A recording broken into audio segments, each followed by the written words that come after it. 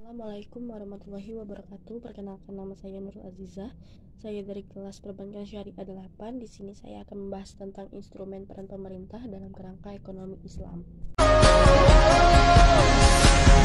Di sini saya akan menjelaskan kebijakan fiskal dalam Islam terlebih dahulu.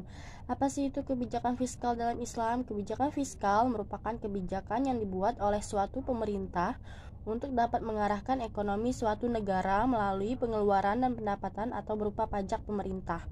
Kebijakan fiskal juga bermakna sebagai langkah-langkah pemerintah untuk membuat perubahan-perubahan dalam sistem pajak atau dalam pembelanjaannya dengan maksud untuk mengatasi masalah-masalah ekonomi yang sedang dihadapi.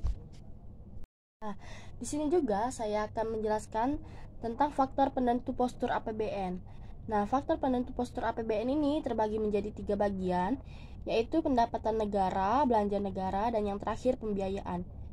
Nah, apa sih itu pendapatan negara? Pendapatan negara terbagi menjadi 5 faktor. Nah, 5 faktor tersebut: pertama, indikator ekonomi makro yang tercermin pada asumsi dasar makroekonomi.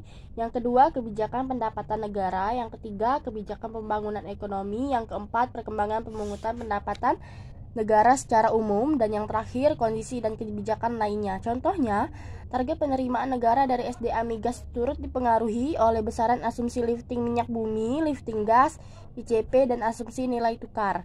Dan yang kedua ada belanja negara. Belanja negara terbagi menjadi 5 faktor. 5 faktor tersebut berisi: yang pertama, asumsi dasar makroekonomi. Yang kedua, kebutuhan penyelenggaraan negara. Yang ketiga, kebijakan pembangunan. Yang keempat, risiko atau bencana alam dapat krisis global.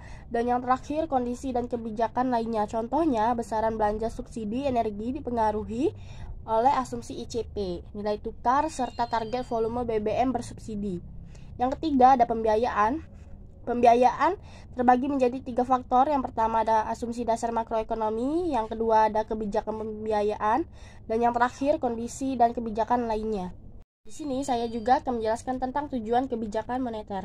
Apa sih itu tujuan kebijakan moneter? Tujuan kebijakan moneter adalah untuk mendukung tercapainya sasaran ekonomi makro, yaitu pertumbuhan ekonomi yang tinggi, stabilitas harga, pemerataan pembangunan, dan keseimbangan neraca pasar. Nah, di sini juga ada parameter keberhasilan kebijakan moneter.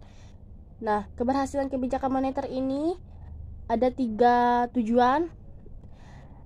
Ada uang beredar, ada pengendalian pergerakan nilai tukar, ada target inflasi. Nah, uang beredar ini juga bertujuan untuk mengelola dan mengendalikan jumlah uang yang beredar yang ada di masyarakat yang digunakan sebagai salah satu sasaran penengah, sehingga bank sentral pada akhirnya mampu mengendalikan inflasi yang akan terjadi.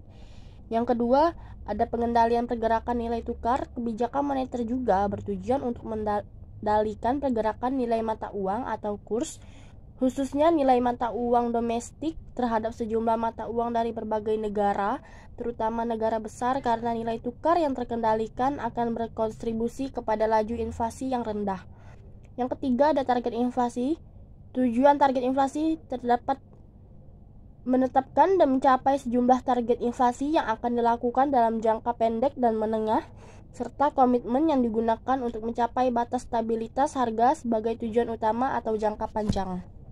Baik, terima kasih buat teman-teman semua yang telah menyaksikan video ini. Terima kasih, semoga video ini bermanfaat untuk teman-teman semua. Saya tutup. Assalamualaikum warahmatullahi wabarakatuh.